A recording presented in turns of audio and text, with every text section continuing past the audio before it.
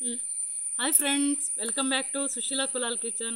Friends, ತುಂಬ ದಿನ ನಂತರ ನಾನು ಮಳೆಯೆಲ್ಲ ಇಲ್ಲ, ಇವತ್ತು ಸ್ವಲ್ಪ ಮಳೆ ಕಮ್ಮಿ ಇದೆ, ಆದ ಕಾರಣ ಇವತ್ತು ಬಂದು ನಿಮ್ಮ ಜೊತೆ ಮಾತಾಡುವಂತ ಬಂದಿದ್ದೇನೆ. ಫ್ರೆಂಡ್ಸ್, ನಾನು ಇವತ್ತೊಂದು ಹೊಸ ರೆಸಿಪಿ ಜೊತೆ ಬರ್ತಾ ಇದ್ದೇನೆ, ಅಂದರೆ plum cake. Friends, plum cake ಅಂದರೆ ನಮಗೆಲ್ಲ ನಟ್ಸ್, ಆಮೇಲೆ ಟೂಟಿ ಫ್ರೂಟಿ, ಚೆರಿ ಅದೆಲ್ಲ ಬೇಕು. ನಮ್ಮ ಕಡೆ ಹಳ್ಳಿ ಸ್ವಲ್ಪ ನಮ್ಮದು, ಹಾಗಾಗಿ ನಮಗೆ ಟೂಟಿ ಫ್ರೂಟಿ ಬೇಕಂದರೆ ಮಾಡ್ಕೋಬೋದು ಮನೇಲಿ. ಬಿಸಿಲೆಲ್ಲ ಕಮ್ಮಿ ಇತ್ತಲ್ಲ, ಹಾಗಾಗಿ ಅಷ್ಟು ಮಾಡ್ಕೊಳ್ಳಿಕ್ಕೆ ಹೋಗಲಿಲ್ಲ. ಟೂಟಿ ಫ್ರೂಟಿ, ಚೆರಿ ಅದೆಲ್ಲ ಸಿಗೋದಿಲ್ಲ ಇಲ್ಲಿ, ಹಾಗಾಗಿ ನಮಗೆ ಮುಡುಬಿದ್ರೆ ಹೋದಾಗ ಅಲ್ಲೆಲ್ಲ ಹೋಗಿ ಬಂದು ಕಲೆಕ್ಟ್ ಮಾಡ್ಕೊಂಡು ಆ ಥರ ಮಾಡಿ ನಂತರ ನಾನು ಇವಾಗ ರೆಸಿಪಿ ಮಾಡ್ತಾ ಇದ್ದೇನೆ. ಸ್ವಲ್ಪ ಲೇಟ್ ಆಯಿತು ಕೇಕ್ ರೆಸಿಪಿ ಹಾಕಬೇಕಾದ್ರೆ. ಫ್ರೆಂಡ್ಸ್, ತುಂಬಾ ಟೇಸ್ಟಿಯಾಗಿರುವಂಥ ಪ್ಲಮ್ ಕೇಕ್, ಅಂದರೆ ನಾವು ಬರ್ತ್ಡೇ, ಯಾರಿಗಾದ್ರೂ ಈಗ ಹಸ್ಬೆಂಡ್ ಬರ್ತ್ಡೇ ಇರುತ್ತೆ, ಮಕ್ಕಳ ಬರ್ತ್ಡೇ ಇರುತ್ತೆ, ಅವಾಗೆಲ್ಲ ನಾವು ಸರ್ಪ್ರೈಸಾಗಿ ಮನೆಯಲ್ಲಿ ಕೇಕ್ ಮಾಡಿಕೊಂಡು ಸರ್ಪ್ರೈಸಾಗಿ ಕೊಡ್ಬೋದು. ತುಂಬಾ ಟೇಸ್ಟಿಯಾಗಿರುತ್ತೆ. ಫ್ರೆಂಡ್ಸ್, ಆದಷ್ಟು ನಮ್ಮ ರೆಸಿಪಿಯನ್ನು ಟ್ರೈ ಮಾಡಿ ನನಗೆ ಸ್ವಲ್ಪ ಕಮೆಂಟ್ಸ್ ಮುಖಾಂತರ ತಿಳಿಸ್ಕೊಡಿ. ಅಂದರೆ ಯಾವ ಥರ ಬಂದಿದೆ ಅಂತ ನನಗೆ ಗೊತ್ತಾಗೋದಿಲ್ಲ, ನೀವು ಕಮೆಂಟ್ ಹಾಕಿದರೆ ಗೊತ್ತಾಗುತ್ತೆ ನಿಮ್ಗೆ ಇಷ್ಟ ಆಗುತ್ತಾ ನಾನು ಮಾಡಿದ ಅಡುಗೆ. ಇಷ್ಟ ಆಗಿಲ್ಲ ಅಂದರೆ ಇಷ್ಟ ಆಗಿಲ್ಲ ಅಂತಲೇ ಹಾಕಿ, ಮತ್ತು ಏನಾದರೂ ಫಾಲ್ಟ್ ಇದ್ದರೂ ಹೇಳಿ, ನಾನು ಸರಿ ಮಾಡ್ಕೋತೇನೆ ಆದಷ್ಟು. ಮತ್ತು ಫ್ರೆಂಡ್ಸ್, ಆದಷ್ಟು ನಮ್ಮ ಚಾನಲಲ್ಲಿ ಸಪೋರ್ಟ್ ಮಾಡ್ತಾಯಿದ್ದಾರೆ, ಅಂದರೆ ಹೆಚ್ಚಿನವರು ಕಮೆಂಟ್ ಎಲ್ಲ ಹಾಕಿ ಸಪೋರ್ಟ್ ಮಾಡ್ತಾಯಿದ್ದಾರೆ. ತುಂಬಾ ಥ್ಯಾಂಕ್ ಯು ನಿಮಗೆ, ಆದಷ್ಟು ಥ್ಯಾಂಕ್ ಯು ಹೇಳ್ತಾ ಇದ್ದೇನೆ. ಇನ್ನು ಮುಂದೆ ಇದೇ ಥರ ಸಪೋರ್ಟ್ ಕೊಡ್ತಾಯಿರಿ. ಆದಷ್ಟು ಲೈಕ್ ಮಾಡಿ, ಆದಷ್ಟು ಶೇರ್ ಮಾಡಿ, ನಮ್ಮ ವಿಡಿಯೋಗಳನ್ನು ಶೇರ್ ಮಾಡಿ ಫ್ರೆಂಡ್ಸಿಗೆಲ್ಲ, ಮತ್ತು ಸಬ್ಸ್ಕ್ರೈಬ್ ಆಗಿ ಸಪೋರ್ಟ್ ಆಗಿ. Thank you friends.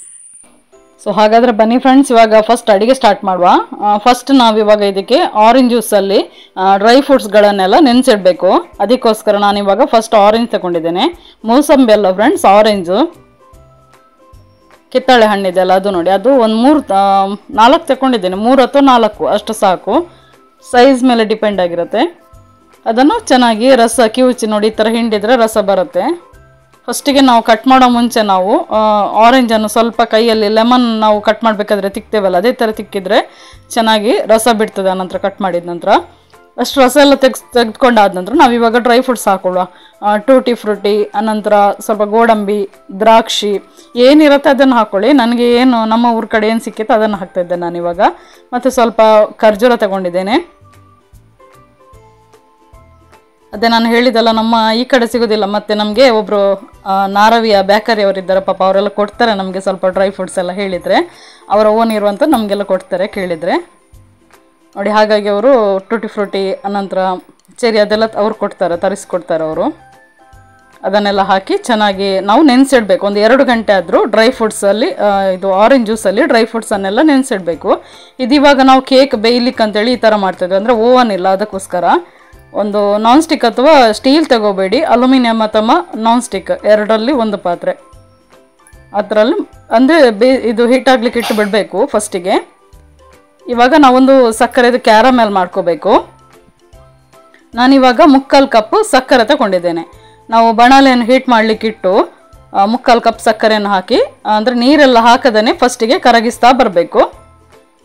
ಅದು ಅದರಷ್ಟಕ್ಕೆ ಕರಗ್ತಾ ಬರಬೇಕು ನೋಡಿ. ಇವಾಗ ಸ್ವಲ್ಪ ಸ್ವಲ್ಪ ಸಕ್ಕರೆ ಮೆಲ್ಟ್ ಆಗ್ತಾ ಬರ್ತಾ ಇದೆ, ಕರಗ್ತಾ ಬರ್ತಾ ಇದೆ.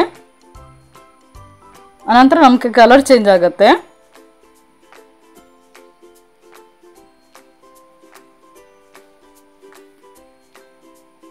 ನೋಡಿ, ಇವಾಗ ಸ್ವಲ್ಪ ಸ್ವಲ್ಪ ಸಕ್ಕರೆ ಕರಗ್ತಾ ಕಲರ್ ಸಹ ಚೇಂಜ್ ಆಗ್ತಾ ಬರ್ತದೆ. ಫುಲ್ ಒಂದು ಸ್ವಲ್ಪ ಬ್ರೌನ್ ಕಲರ್ ಬರ್ತದೆ, ಜಾಸ್ತಿ ಬ್ರೌನ್ ಕಲರ್ ಬರ್ತದೆ. ಇಷ್ಟು ನೋಡಿ, ಇಷ್ಟು ಕರಗಿದ್ದೆವು. ಕರಗಿದ ನಂತರ ಸ್ವಲ್ಪ ನೊರೆ ಬರಲಿಕ್ಕೆ ಸ್ಟಾರ್ಟ್ ಆಗ್ತದೆ. ಅಷ್ಟೊತ್ತಿಗೆ ಆಗಬೇಕಾದ್ರೆ ನಾವೊಂದು 1/4 ಕಪ್ ನೀರನ್ನು ಇದಕ್ಕೆ ಆ್ಯಡ್ ಮಾಡಬೇಕು. ಆ್ಯಡ್ ಮಾಡಿ ನೋಡಿ, ಇವಾಗ ಈ ಥರ ಆಗುತ್ತೆ. ಫುಲ್ ಮೇಲೆ ಬರ್ತದೆ, ಹಾರ್ತದೆ ನೀರು ಹಾಕಬೇಕಾದ್ರೆ. ಸ್ವಲ್ಪ ಜಾಗ್ರತೆ ಮಾಡಿ. ನಮ್ಮ ವಿಡಿಯೋಗ್ರಾಫರ್ ಅದೇ ಥರ ಮಾಡಿದರು, ಎಸ್ಕೇಪ್ ಆಗಿದ್ದರು. ನೀರು ಹಾಕಿದಾಗ ಫುಲ್ ಬಬಲ್ ಮೇಲೆ ಬರ್ತದೆ, ಕಂಪ್ಲೀಟ್ ಮೇಲೆ ಬರ್ತದೆ, ಹೊಗೆ ಎಲ್ಲ ಜಾಸ್ತಿ ಬರ್ತದೆ. ಅನಂತರ ನೋಡಿ, ಈ ಥರ ಒಂದು ಕುದಿ ಬಂದರೆ ಸಾಕು. ಒಂದು ಕುದಿ ಬಂದ ನಂತರ ಆಫ್ ಮಾಡಿ ಆರ್ಲಿಕ್ಕೆ ಇಟ್ಬಿಡಿ. ಇವಾಗ ನಾವು ಕೇಕ್ ಬೇಯ್ಲಿಕ್ಕೆ ಅಂತೇಳಿ ಕೇಕ್ ಟಿನ್ ಇದೆ, ಅದನ್ನು ರೆಡಿ ಮಾಡ್ತಾ ಇದ್ದೇನೆ. ತುಪ್ಪ ಅಥವಾ ಎಣ್ಣೆ ಹಾಕಿ ಫುಲ್ಲು ಸವರ್ಬಿಡಿ ತಟ್ಟೆಗೆ. ನಮಗೆ ಬಟರ್ ಪೇಪರ್ಸ್ ಸಿಗೋದಿಲ್ಲ ಫ್ರೆಂಡ್ಸ್, ಹಾಗಾಗಿ ಹೊಸಮಾರಿನ ಬೇಕರಿಯವರೊಬ್ಬರು ನಮಗೆ ಕೊಟ್ಟಿದ್ದಾರೆ, ಬಟರ್ ಪೇಪರ್ ಸಹ ಕೊಟ್ಟಿದ್ದಾರೆ ನೋಡಿ. ಈ ಬಟರ್ ಪೇಪರನ್ನು ನಾವು ಆದಷ್ಟು ರೌಂಡ್ ಶೇಪ್ ಮಾಡಿಕೊಂಡು, ಮತ್ತು ಸೈಡಿಗೆಲ್ಲ ಎಡ್ಜಿಗೆಲ್ಲ ಇಟ್ಟು ಅದಕ್ಕೆ ಸ್ವಲ್ಪ ನಾವು ತುಪ್ಪ ಅಥವಾ ಎಣ್ಣೆ ಏನಾದರೂ ಕ್ಲೀನಾಗಿ ಸವರ್ಕೋಬೇಕು. ಬಟರ್ ಪೇಪರ್ ಹಾಕಿದರೆ ಚೆನ್ನಾಗಿ ಬರುತ್ತೆ, ಸ್ವಲ್ಪ ಜಾಸ್ತಿ ಕಪ್ಪೆಲ್ಲ ಆಗೋದಿಲ್ಲ. ನೋಡಿ ಈ ಥರ ಒಂದು ರೆಡಿ ಮಾಡಿ ಇಟ್ಕೊಳ್ಳಿ. ಇವಾಗ ನಾವು ಇನ್ನೊಂದು ಕೇಕ್ ಬ್ಯಾಟರ್ ರೆಡಿ ಮಾಡ್ಕೊಳ್ಳುವ. ಫಸ್ಟ್ ನಾನೊಂದು 1/4 ಕಪ್ಪಷ್ಟು ಹಾಲು ತಗೊಂಡಿದ್ದೇನೆ. ಹಾಲಿಗೆ 1/4 ಕಪ್ಪಷ್ಟು ಎಣ್ಣೆ, ಯಾವುದಾದ್ರೂ ಕುಕ್ಕಿಂಗ್ ಆಯಿಲ್ ಅಥವಾ ತುಪ್ಪ ಸಹ ಹಾಕ್ಕೋಬೋದು, ಯಾವುದಾದ್ರೂ ನಿಮ್ಮ ಚಾಯ್ಸ್. ಮತ್ತು ನಾವು ಫ್ಲೇವರಿಗೆ ಅಂತೇಳಿ ಸ್ವಲ್ಪ ವೆನಿಲಾ ಎಸೆನ್ಸ್ 1 ಸ್ಪೂನಷ್ಟು ಹಾಕ್ಕೊಂಡಿದ್ದೇವೆ.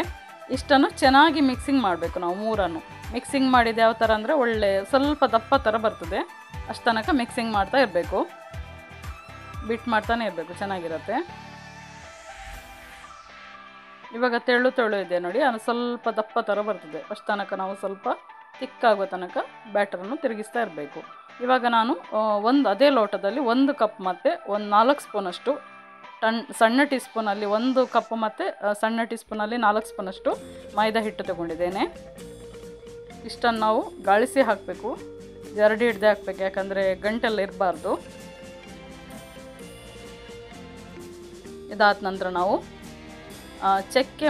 ಚಕ್ಕೆ ಲವಂಗ ಅನಂತರ ಏಲಕ್ಕಿ ಅಷ್ಟನ್ನು ನಾನು ಪೌಡ್ರ್ ಮಾಡಿ ಇಟ್ಕೊಂಡಿದ್ದೇನೆ, ಅದನ್ನು ಹಾಕ್ತಾಯಿದ್ದೇನೆ.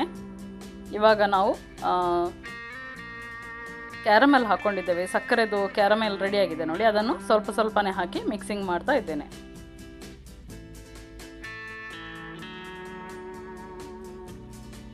ನೋಡಿ ಗಂಟೆಲ್ಲ ಇರಬಾರ್ದು, ಫಸ್ಟಿಗೆ ನಾವು ಕ್ಲಿಯರ್ ಮಾಡ್ಕೊಳ್ಳುವ. ಇವಾಗ ಸ್ವಲ್ಪ ಕ್ಯಾರಮೆಲ್ ಹಾಕಿ ಕಂಪ್ಲೀಟ್ ಹಾಕಿ ಮಿಕ್ಸಿಂಗ್ ಮಾಡ್ತಾ ಇದ್ದೇವೆ. ಇವಾಗ ನಾವು ಮಿಲ್ಕ್ ಪೌಡ್ರ್ 10 ರೂಪಾಯಿದು ಒಂದು ಪ್ಯಾಕ್ ಬರುತ್ತೆ ನೋಡಿ, ಅದಷ್ಟು ಹಾಕಿದರೆ ಕರೆಕ್ಟ್ ಆಗಿರುತ್ತೆ. ಅಮೂಲ್ ಅವ್ರದ್ದು 10 ರೂಪಾಯಿದು ಒಂದು ಪ್ಯಾಕ್, ಇದು ಫುಲ್ ಹಾಕ್ಕೊಂಡಿದ್ದೇನೆ. ನೋಡಿ ಕಲರ್ಸು ಚೆನ್ನಾಗಿ ಬಂದಿದೆ, ಅಂದರೆ ಗಂಟೆಲ್ಲ ಕ್ಲಿಯರ್ ಆಗೋ ತನಕ ಚೆನ್ನಾಗಿ ಫಸ್ಟಿಗೆ ಮಿಕ್ಸಿಂಗ್ ಮಾಡ್ಕೊಳ್ಳಿ. ಆನಂತರ ನಾವು ಬೇಕಿಂಗ್ ಪೌಡ್ರೆಲ್ಲ ಲಾಸ್ಟಿಗೆ ಹಾಕ್ಕೊಳ್ಳುವ.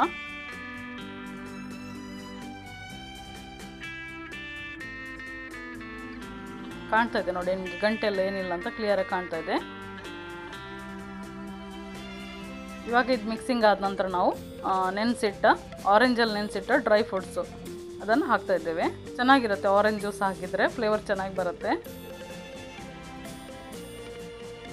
ನಮಗೆ ಸೇಮ್ ಬೇಕರಿಯ ಕೇಕ್ ತಿಂದ ಹಾಗೆಯೇ ಅನಿಸುತ್ತೆ, ಅಷ್ಟು ಚೆನ್ನಾಗಿ ಬರುತ್ತೆ ಮನೆಯಲ್ಲಿ ಮಾಡಿಕೊಂಡ್ರೆ.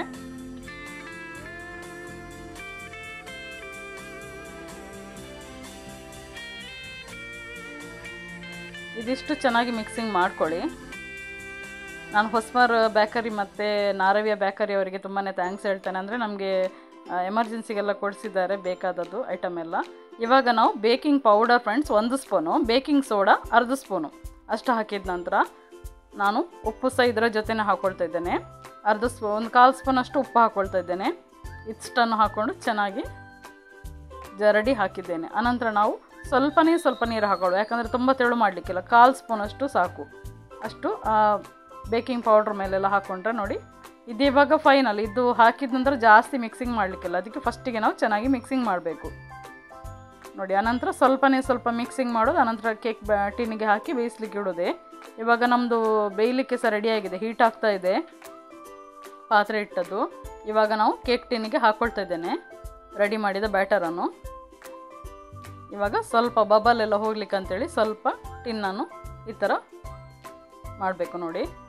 ಆನಂತರ ನಾವು ಏನಾದರೂ ಇದ್ದರೂ ಡ್ರೈ ಫ್ರೂಟ್ಸ್ ಎಲ್ಲ ಉಳಿದಿರುತ್ತಲ್ಲ ಅದನ್ನೆಲ್ಲ ಹಾಕ್ಕೊಂಡು, ಏನಿರುತ್ತೆ ಅದನ್ನು ಹಾಕ್ಕೊಳ್ಳಿ. ಡ್ರೈ ಫ್ರೂಟ್ಸ್ ಯಾವ ಥರ ಇರುತ್ತೆ ನಮ್ಮಲ್ಲಿ ಅದನ್ನು ಹಾಕ್ಕೊಂಡು ಚೆನ್ನಾಗಿ ಆಲ್ಟ್ರೇಷನ್ ಮಾಡಿ, ಚೆನ್ನಾಗಿ ಡೆಕೋರೇಷನ್ ಮಾಡಿಕೊಂಡು ಇವಾಗ ಕೇಕನ್ನು ಬೇಯಲಿಕ್ಕೆ ಇಟ್ಟುಬಿಡುವ.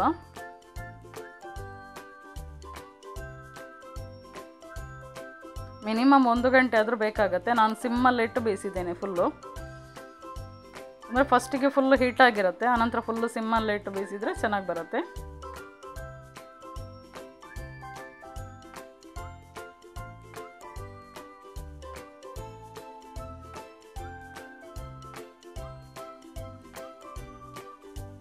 ನೋಡಿ ಇದು ಬೆಂದಿದೆ ಅಂತೇಳಿ ಚೆಕ್ ಮಾಡ್ತಿದ್ದೆ ನೋಡಿ, ಇದು ಕಾಣ್ತಾ ಇದೆ ನೋಡಿ ನಿಮಗೆ, ಅಂಟ್ತಾ ಇದೆ ಅಲ್ವಾ. ಚೆನ್ನಾಗಿ ಬೇಯಬೇಕು, ನಮಗೆ ಸ್ಟಿಕ್ಕಿಗೆ ಅಂಟಬಾರ್ದು, ಅಂಟ ತನಕ ನಾವು ಬೇಯಿಸ್ಕೋಬೇಕು. ಆವಾಗ ನಮಗೆ ಕೇಕ್ ಬೆಂದಿದೆ ಅಂತೇಳಿ ಗೊತ್ತಾಗುತ್ತೆ. ಫುಲ್ ಅಂಟದಿದ್ದರೆ ಸ್ವಲ್ಪ ಅಂಟಿದ್ರು ಮತ್ತು ಬೇಯಲಿಕ್ಕೆ ಇಟ್ಟುಬಿಡಿ ನೋಡಿ. ಇವಾಗ ಇದು ರೆಡಿಯಾಗಿದೆ, ಫೈನಲ್ ಆಗಿ ಕೇಕ್ ರೆಡಿಯಾಗಿದೆ ನಮ್ಮದು.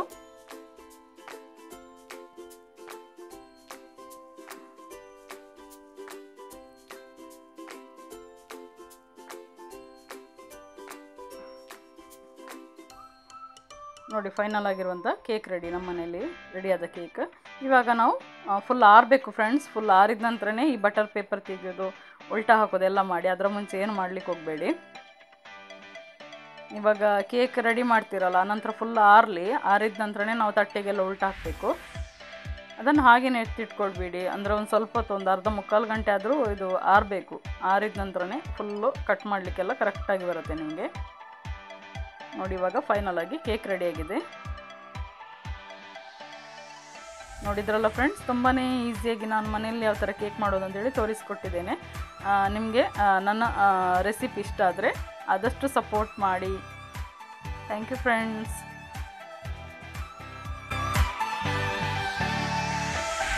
ನೋಡಿ ಇವಾಗ ನಿಮಗೆ ನಾನು ಫೈನಲಾಗಿ ಕಟ್ ಮಾಡಿ ತೋರಿಸ್ತಾ ಇದ್ದೇನೆ ಯಾವ ಥರ ಸಾಫ್ಟ್ ಬಂದಿದೆ ಅಂತೇಳಿ. ತುಂಬಾ ಚೆನ್ನಾಗಿ ಬಂದಿದೆ, ಸಾಫ್ಟ್ ಬಂದಿದೆ ಕೇಕ್.